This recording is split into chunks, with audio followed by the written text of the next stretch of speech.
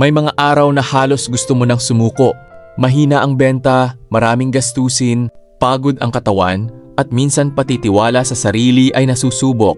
Pero tandaan mo, lahat ng matagumpay na negosyo ay nagsimula rin sa maliit. Walang yumaman sa isang gabi. Ang bawat pawis, bawat puyat, bawat sakripisyo, at bawat kabiguan ay bahagi ng daan patungo sa tagumpay. Kung nagsisimula ka pa lang sa negosyo, huwag kang mainggit sa mga nauna ng umunlad. Darating din ang araw mo. Ang mahalaga, hindi ka humihinto. Habang may pangarap, may pag-asa. Habang may sipag at tiyaga, may pagkakataong umasenso. Patuloy lang sa pag-aaral, pag-iipon ng karanasan, at pagbibigay ng tapat na serbisyo sa bawat customer. Ang tiwala ng tao ay hindi nabibili.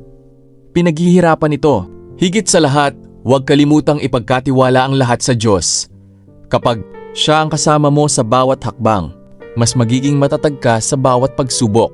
Ang tamang oras ng tagumpay ay darating ayon sa kanyang plano.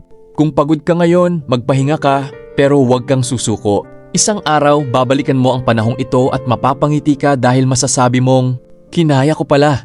Maraming salamat sa lahat ng nagtitiwala at patuloy na sumusuporta sa CB Moto Express. Pangako namin na patuloy kaming magseserbisyo ng may kalidad, katapatan at malasakit. Laban lang! Ang pangarap ay para sa mga taong hindi sumusuko. Gising ng maaga, kayod sa umaga, pawisan mo di alintana. Pangarap pataas, di bumabagsak, laban lang lagi, di pwedeng lumagpak. Sipag at tiyaga.